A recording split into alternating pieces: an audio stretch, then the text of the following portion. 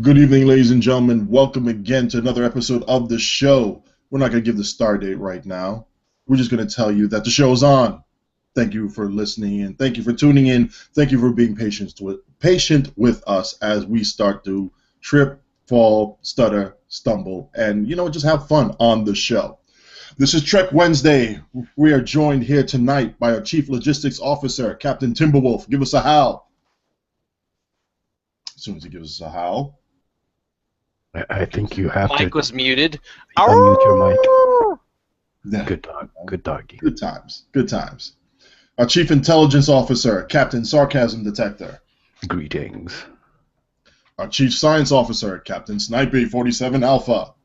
Hello, hello. Our Chief of Cheesy Tactics, Mr. Cheesemeister himself. Monster Cheese got nothing on this guy. Captain Hello. SOB. And I'm your Chief Strategic / really, really bad at PvP / I'd like to kill a snowflake one of these days. Odin. Thank you, everybody, for joining us here on the show. First off, I want to say this here real quick. For those who don't know, we have a player in STO by the name of Numbers. And it looks like somebody just won the big-time money on the Nintendo World Championships. Anybody want to jump in on this? Because I was like, dang, Numbers, you just beat the Nintendo Championships? You get that on the download from us? Numbers as in John Numbers from the DPS channels? As in I John believe Numbers that's what himself. Yes, I believe that's who it is. Yep. Oh, I'm that's just like- that's great. I was shocked. I was like, dude, what the heck, man? I mean, you're holding out on us. I mean, here's the title. This is for real. This is an official link from IGN.com showing that the Nintendo World Champion 2015 winner is John Numbers. What Oh, gives? That's legit. And does it say what he won? Let me see. 25 years, John Numbers, blah, blah, blah. I didn't get down as far as what it is. I was just excited that, hey, dude won Nintendo World Championship to even say anything about it. Nah. But Well, that's amazing. I mean, he gets the time to play STO and Nintendo. That's pretty awesome. it would explain his game, though, because, he's awesome. He's just awesome at everything he does, obviously. Oh, well, anyway, John Numbers, if you're listening out there, you've been punked again. Cam, the sarcasm, explain this one out. What am I explaining, or am I going into this next topic here? Just the punking aspect of this. Yes. So, John Numbers isn't really the same guy. It just happens to be some kid somewhere out there with the same name or the same alias as our John Numbers. And we had a little bit of fun with our John, posting this link, of course, and congratulating him on the channels and whatnot. And I think we actually told people that he was, because he won so much money, that he was going to be quitting the game, and people should message him to ask for his stuff. He wasn't too happy about that. Got a few messages. See why. It was awesome. That was a great joke. Yeah, Oh. he was laughing up until people started actually messaging him. Yeah, until over, like, I don't know, 15, 20 people were messaging him. All right. And he It was just hilarious. he just messaged me saying, "You are all dead to me." Well, I'm officially going to go and hide in an igloo somewhere in Antarctica where he possibly can't get me. I won't be able to be sure. I reckon he can still get me there, but I'm going to book a flight now. But you already live in the most remote place in the world. Not remote enough. Not remote enough, mate. Oh, all right. All right. If you feel safe enough, go ahead. That's okay. I'm in Canada, the bastion of like liberalism and stuff, so I feel pretty safe up here. So I just wanna. We are all dead. Yeah, Yes. okay. So we had a good laugh at his expense. But now I just want to move on to something a little bit more serious. actually a lot more serious. So yes, I'm the intelligence officer. I have listening devices everywhere. I have informants everywhere, and a lot of information comes to me. So this past weekend, I got one of my informants. He comes to me, and he tells me, you have to listen to this. And he gives me a link to a stream done by a group of people that we had on the show last week. And I listened to this, and I was pretty shocked and pretty disappointed, I must say. This group of people basically went after Odinite. And I'm not going to mince for words, it was pretty despicable. What they said about Odin, I was really, really upset. And I think everyone else that heard it was pretty upset as well. Just for the fact that we had these guys on our show, we promoted them, we pumped them up, gave them some promotion, I guess, and they turn around and they stab Odin in the back. It was really, really horrible. And then the next day, I think it was the next day, they went and pretty much ambushed someone else we had on the show the previous week, Agrisol, Tom. And that was pretty shocking as well. I would say despicable as well. So I'm really shocked about this. I'm disturbed. Why did we have these people on the show? Why did we promote them that much if they're like this? What's the deal, guys? What's the deal, Odin? Someone explain this to me, because I can't wrap my head around it.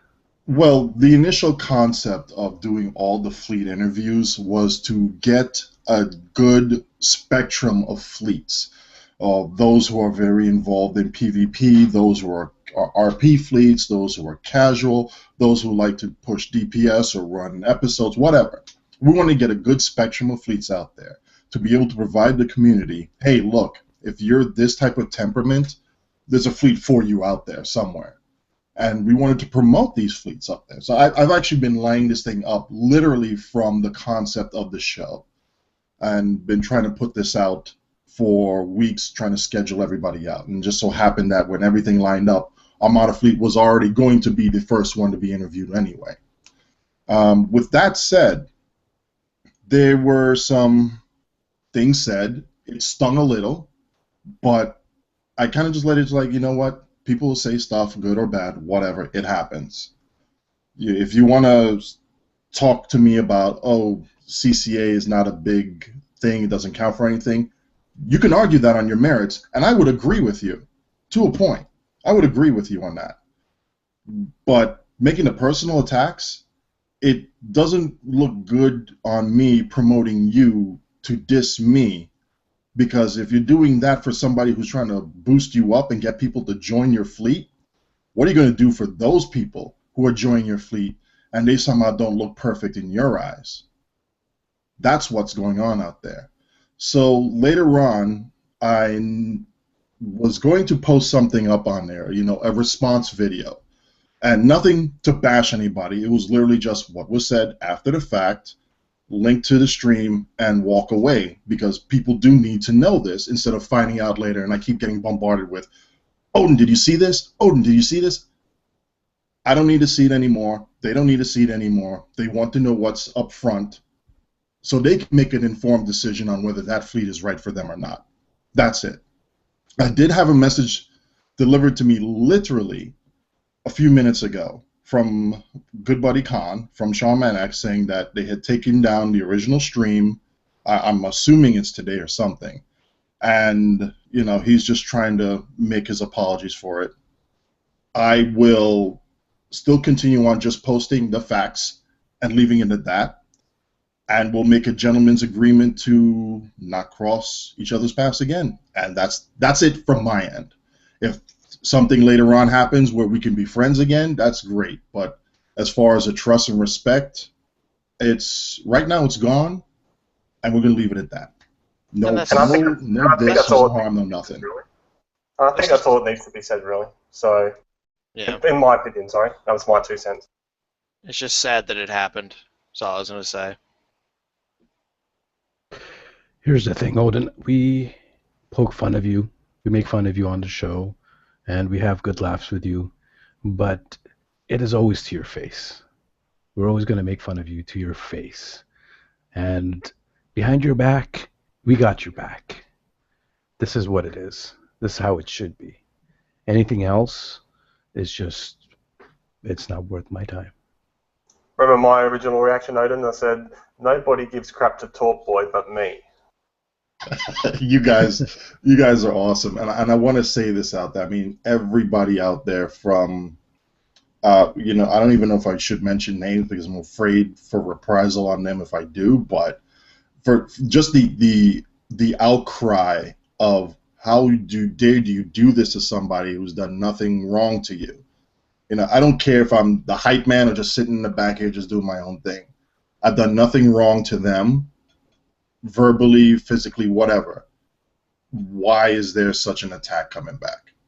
And the people within Armada Fleet were so upset about this that they're contemplating leaving their fleet. I'm saying, look, if you enjoy where you're at, stay where you're at. If you can encourage your leaders to change, an attitude or a certain culture, great. Continue enjoying the fleet that you're in.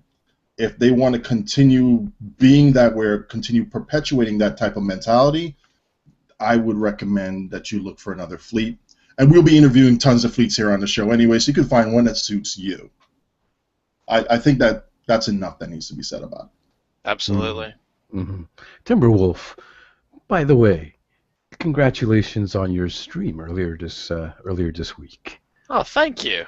Yeah, I caught little bits and pieces of it. I unfortunately couldn't join you, but I heard it actually went really well.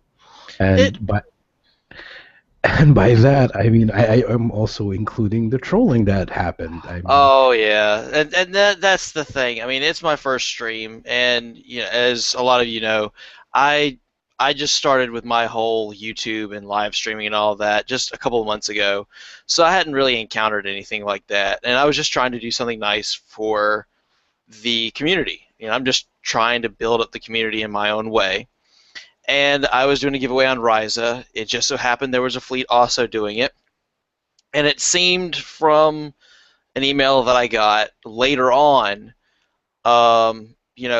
they are typically a trolling fleet, and they didn't like the fact that I used one of the channels in game for advertisement. And of course, they didn't like my comments, but they were my opinion. I'm allowed to do that, and every live streamer, every YouTuber is allowed that one time where they can just kind of vent and say what they want, and then after that, it's losing professionalism. And I kind of had that moment, but at the same time, I got done what I wanted to accomplish with the stream. A lot of people got great items to use. It just so happened that the fleet that trolled me also got some of those items, but they've already said they're giving them away. So either way, they go to the community. Overall, it's been a great success, though, and I plan to do another one here soon, hopefully.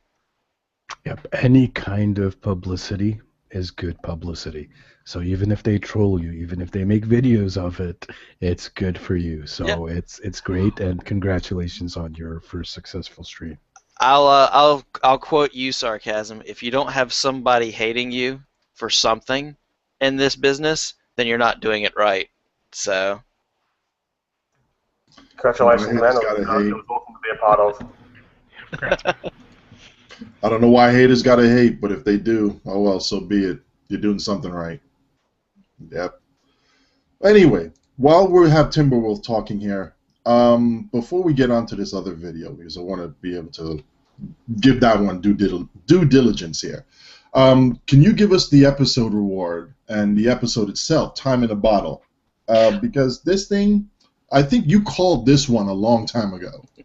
I did, and I'm not often right about these things, especially when I'm able to guess it before the people that they've released their little.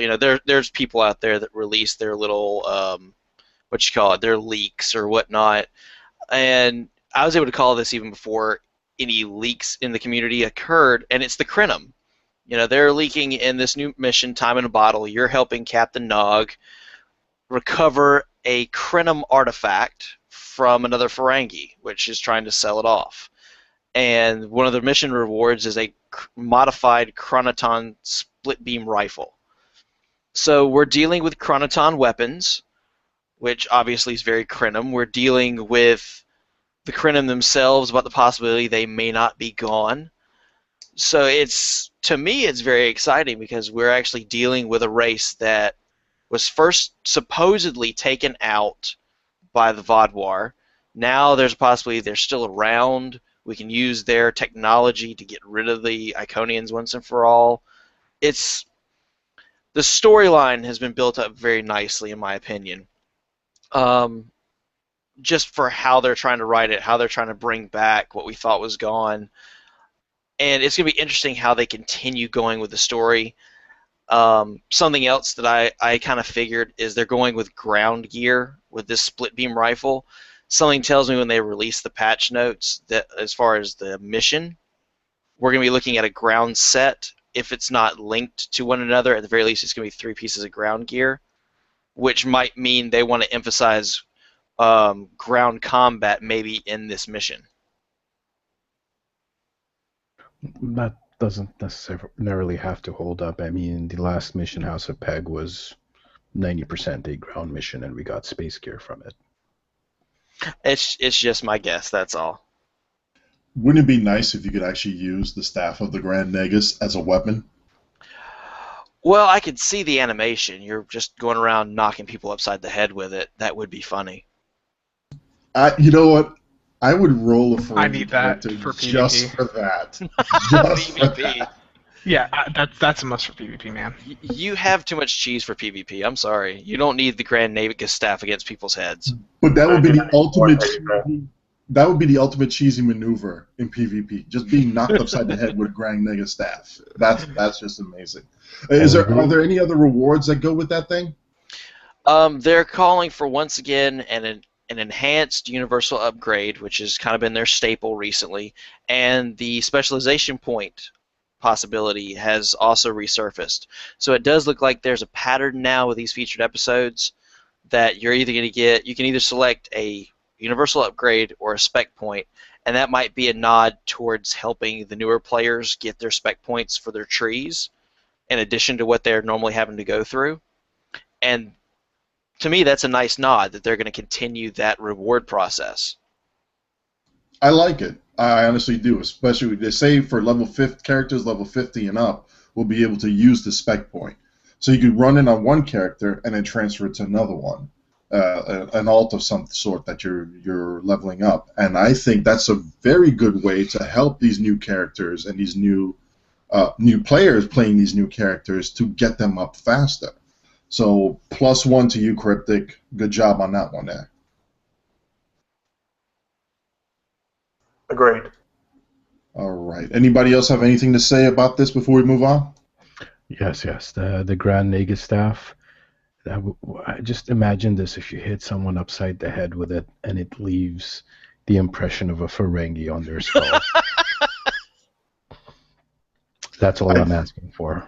Or I'll just follow That SOB. just made my day. I'll just follow Spencer around all day, just whacking him on the head just to keep the impression there. That would be awesome. Cryptic, bring that to us. That'd be great.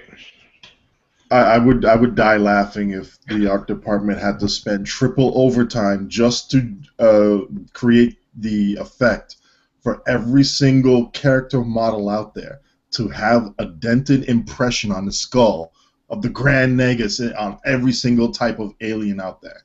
That would be nasty. Porticus, come on, you know you want to. Yes, you know please you bring want to. Porticus. I think you're going to have to talk to the bean counters first before you talk to the devs. Okay, with that silliness out of the way here.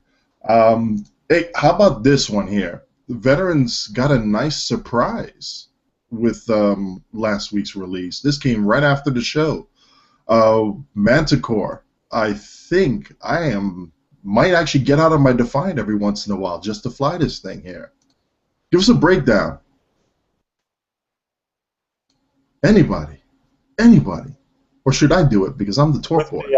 With the veteran ships that got released, yeah, that was a great surprise for me. They're fantastic. A great break from some of the ships I do normally fly. Like on my Romulan, I do normally just hang out in my scimitar, and they're agile. The BOF layout, the bridge officer layouts are fantastic. Yeah, I've really got no complaints on it. I hadn't gotten enough data or impressions yet on the starship trait you get with it, but I will be, playing around with that over the coming days and weeks. Oh, I've got some data on that. Shout out also goes to Ward Collis, who will be the new standard bearer for the kinetic community in a couple of months.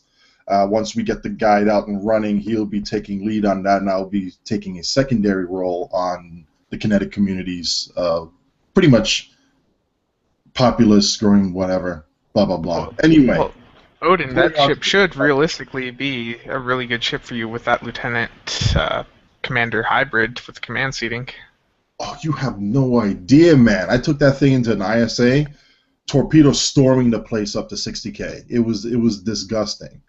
If it wasn't for some, how should I put it eloquently, a server performance and network performance issues, I probably would have pushed a little bit higher. Not to mention all the shielded targets, that would be an issue for you as well, wouldn't it, buddy? You're funny. You're real funny. Actually, not too bad, because the console on there would actually be able to strip shields off the target so that I could just do a torpedo storm and then a torpedo barrage. So they literally wrote that ship as like, here you go, boys. Have fun. So the kinetic community has a starship that they can be proud of.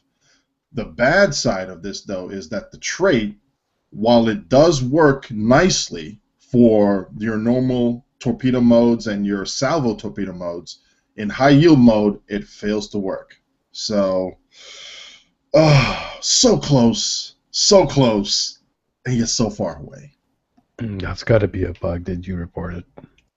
Well, unfortunately, is it because the time that the trait is active for, or is it, with some high yield torpedoes they are slow moving targetable torpedoes? Is it because the uptime of the trait is only 10 seconds and it takes a while for those torps to hit a ship, or what's the deal with it? Again, props to Ward Collis. We made a couple of videos on it. We have the combat logs. We're going to upload it to the public within the next couple of days once we clean up some things and assess the data. But the initial assessment is this. You could fire, let's explain the trait first. The trait is, using energy weapons, you will be able to build stacks. The tooltip says 10 stacks. On the 10th stack, you will get the ability will kick in to where you get plus 25% torpedo damage, Cat 1, and 50% shield penetration for the next 10 seconds. And that 10-second window is any torpedo that leaves your ship within that 10-second window has that effect. We've tested it down to the half a second, to where you fire that thing on expiration, right before expiration. So long as it leaves your ship with that bonus, it maintains that bonus to your target. So that thing sounds awesome. Dude, you have no idea. No idea. I threw that thing on in PvP. Fired that thing off once I finally built a stack, and it just went sailing away. 6, 7, 8, 9, 10 seconds later, somebody with full shields just dropped to nothing. It was a thing of beauty. The problem with it, though, is the targetable torpedoes do not gain this benefit at all. For whatever reason, they do not. This is obviously a bug. Once the forums come back up online, we will report it. We were able to post it up on Reddit, which to have some discussion on it, and keep that in mind as in sort of an active thought process as well, to have other people look at it and make their own assessments, run their tests, etc. But this trait looks nice. It looks awesome. Cannons seem to boost it better than beams due to the firing cycles. With that said, though, one, instead of it being 10 stacks, it's 11 stacks before it kicks over. So that is also a little bit of a problem. You have to actually go to 11, and then it gives you the plus 25% damage bonus to torpedoes, to torpedoes, and a 50% shield penetration. The second part is you can actually lose stacks fairly quickly if you don't keep that firing cycle up. So those are some things that we want to be able to keep in mind as you're trying to use this.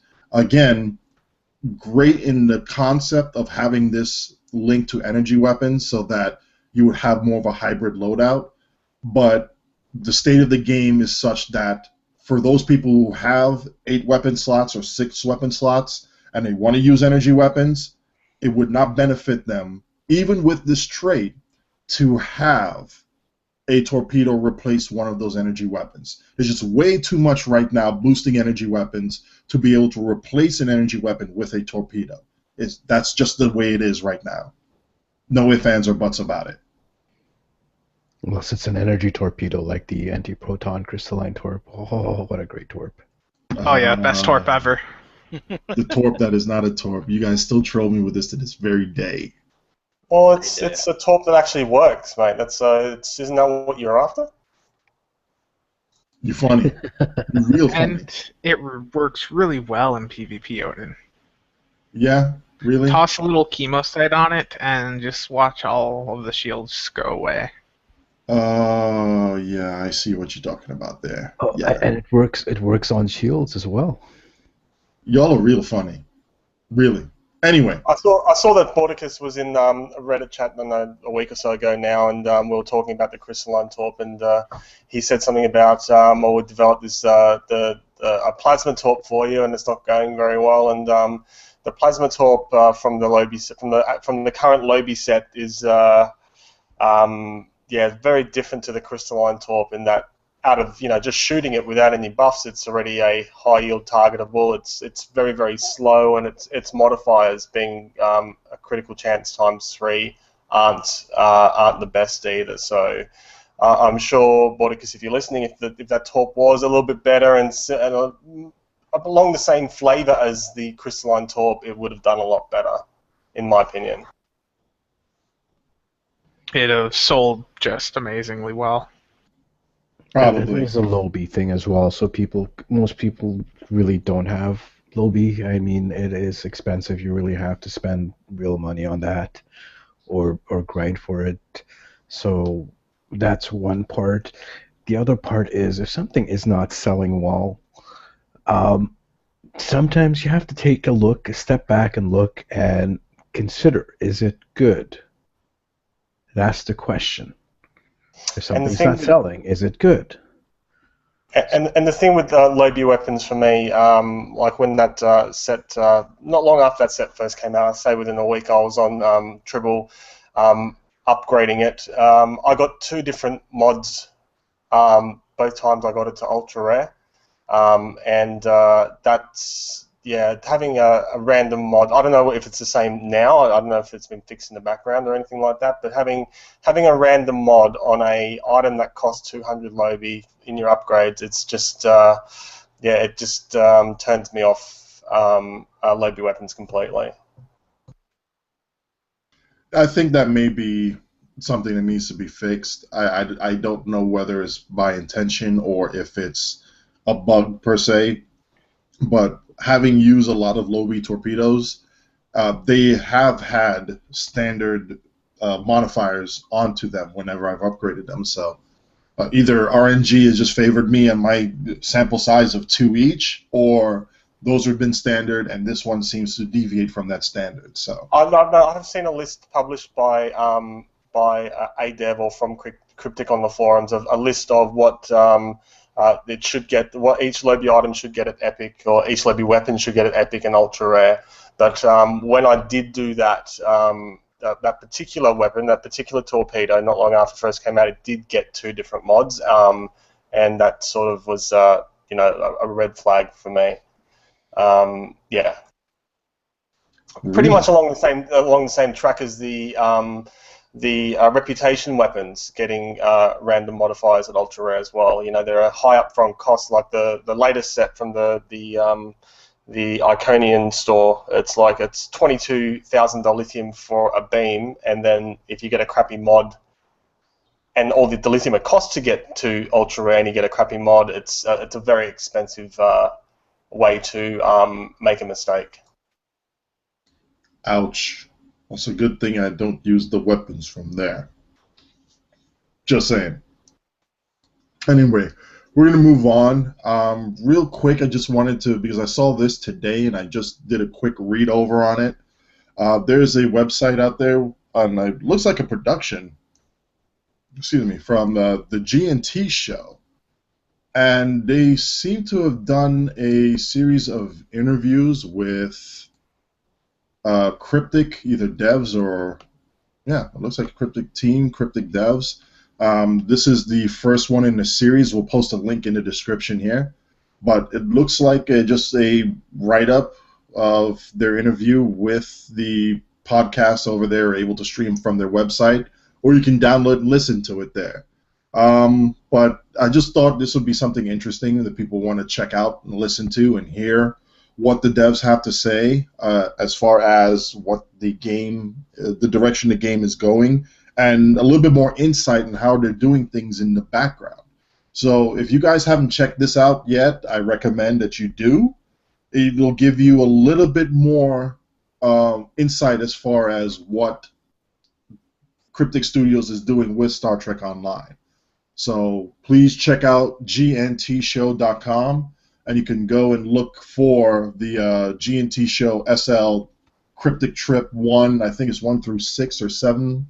I can't remember. Like I said, I just glanced through this, but this one here was an interesting read. And based off of this, I'm saying it's at least worth the time to check out the rest of them. It's pretty well done, I would say. So you guys, when you have a moment, check it out. It'll be good. And going on to other productions here, there is a video that was sent to me a few days ago.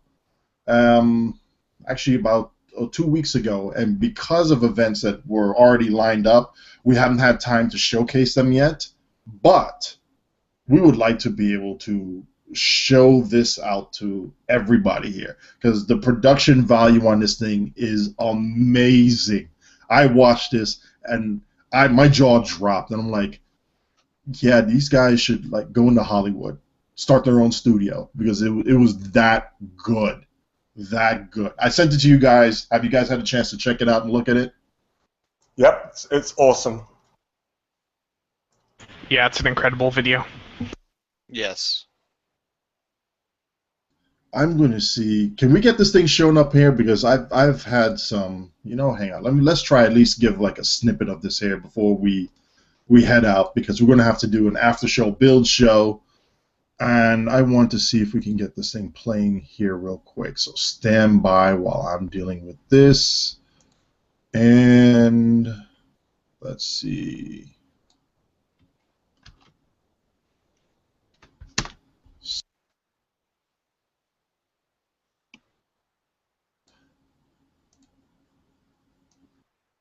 Are you guys seeing this here?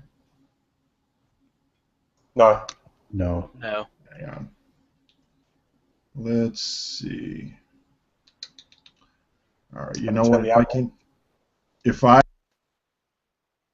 can't get this thing working here nicely for whatever reason, we'll just put it on the link and we'll kick out with it. But it is definitely worth watching. This thing is amazing. There's no two ways about it. This is a nice video. All right, I'm gonna go and post this up on the link below. Everybody will be able to check it out shortly here. So.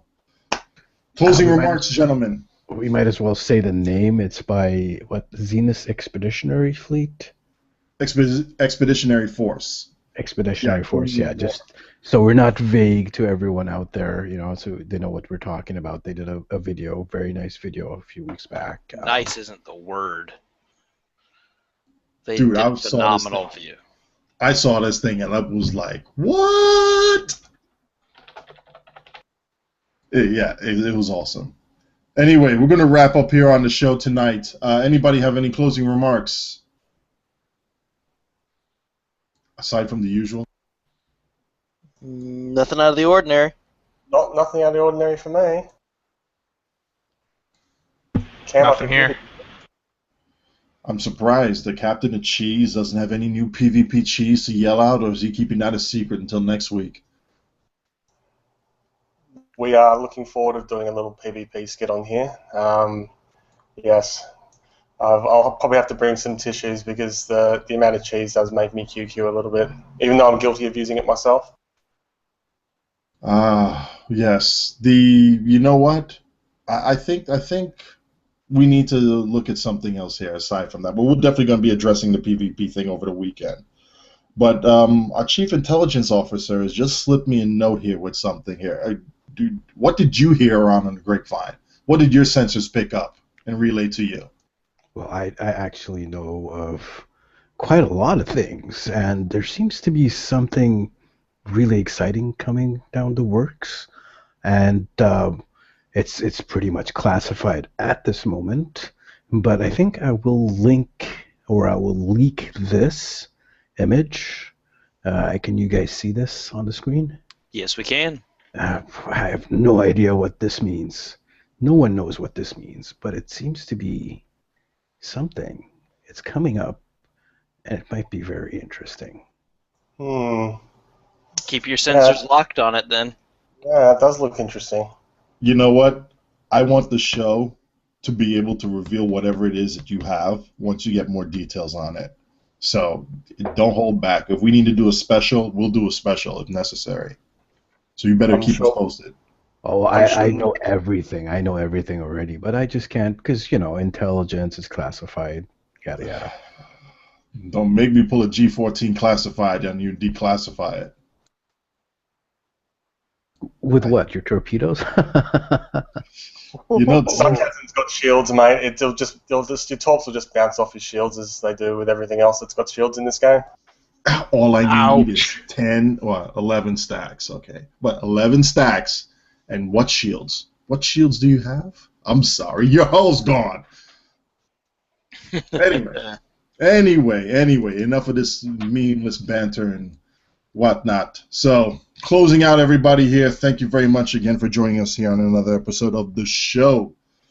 Thanks to our Chief Logistics Officer, our Chief Intelligence Officer, our Chief Science Officer, and Mr. Monster of Cheese himself, the cheese of cheesy tactics.